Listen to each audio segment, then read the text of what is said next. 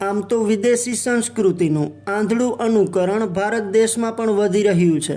ખાસ કરીને Valentine day આવે ત્યારે પ્રેમનું પ્રતીક માનવામાં આવે છે અને ગુલાબનું ફૂલ તેમજ વિવિધ ગિફ્ટ આપી પ્રેમનો એકરાર કરે છે. પરંતુ ભારતીય સંસ્કૃતિ તો પ્રેમને નિભાવી જાણે છે અને ભારતમાં પ્રેમના અનેકો દાખલા ઇતિહાસમાં કંડારાઈ ગયા છે. પ્રેમ એટલે નિભાવી જાણવું. પ્રેમની પરિભાષા જ એવી છે કે ગમવું, ચાહવું અને પામવું નહીં, પણ ખરા હૃદયથી નિભાવી જાણવું, તેને પ્રેમ કહેવાય છે. પોરબંદરમાં એક પ્રેમ કહાની એવી પણ છે જેમાં યુવાનના બંને હાથ ન હોવા છતાં યુવતીએ પ્રેમને સ્વીકાર કરી પ્રેમ લગ્ન કર્યા અને આજે પ્રેમ લગ્નને 31 વર્ષ થયા છતાં અતૂટ પ્રેમ જોવા મળે છે. મહત્વની વાત એ છે કે પતિને બંને હાથ નથી અને પત્ની જ પતિના બે હાથ બની પ્રેમ નિભાવી રહી છે. મારું નામ જગદીશ સેલ પણખાણિયા છે. હું પોરબંદર છાયા પ્લોટ પાટા પાસેનું મારું ઘર છે રહેવાસી. આજ મારે 31 વર્ષ થઈ ગયા પ્રેમ લગ્નને. આ પણ ઘરવાળી પણ કેરલાની છે કે જેને કંઈ ભાષા નહોતી આવડતી છતાં પણ પ્રેમ કરીને અમે લઈ આવ્યા અને આજ 31 વર્ષની અંદર અમારે કોઈ પણ જાતની તકલીફ નથી અને આત્માના પ્રેમથી જીવીએ. સંસાર કે શરીરના પ્રેમથી નહીં. એને મોજ આવે, અમને મોજ આવે. આરામથી 1-2 વાર અમે કેરલાએ જઈ આવ્યા એ બે મોજથી ખુશીથી જીવીએ.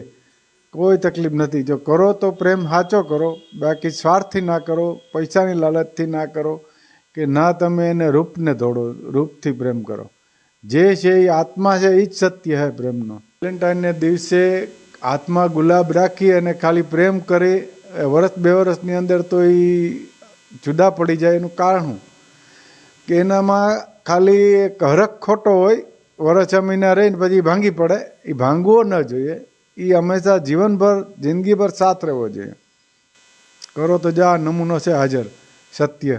હજી 31 વર્ષ થયા ને હજી એમને 10 વર્ષ નીકળી જાય ભગવાનની કૃપાથી.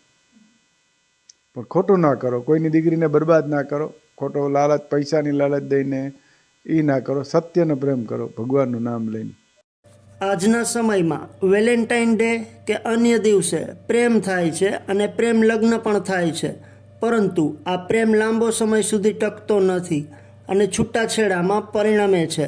ભૂતકાળની કહેવત યાદ આવે છે કે પડ્યું પાનું નિભાવી લેવું અને ભારતીય સંસ્કૃતિ મુજબ યુવક યુવતી એકબીજાને જોયા વગર તેમના માતા પિતા લગ્નનું નક્કી કરીને આવતા એ લગ્ન ક્યારેય છૂટાછેડામાં પરિણમ્યા નથી તેવું પણ સાંભળવા મળે છે. હું કેરલાની છું. અહીંયા ગુજરાતમાં જગદીશ લક્ષ્મણ પાણખાણિયારે મેં લગ્ન કર્યા છે, પ્રેમ લગ્ન કર્યા. એના હાથ નહોતા છતાંય હું એને અરે પ્રેમ કર્યું.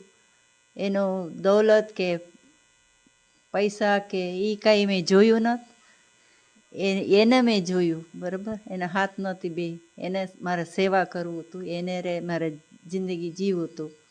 એવી રીતે મેં એને રે પ્રેમ લગ્ન કર્યા છે. છોકરા છે, એક છોકરો બેંગ્લોરમાં ભણ્યા જોબ કરે છે, એક છે લંડન ભણવા ગયો છે.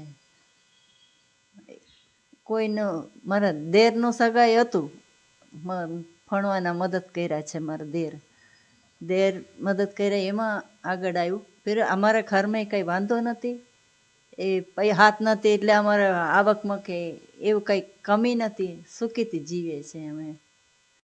વેલેન્ટાઇન્સ ડે એનો મતલબ એ છે એકબીજાને સમજીને એકબીજાને પ્રેમ કરવાનું, નિભાવવાનું.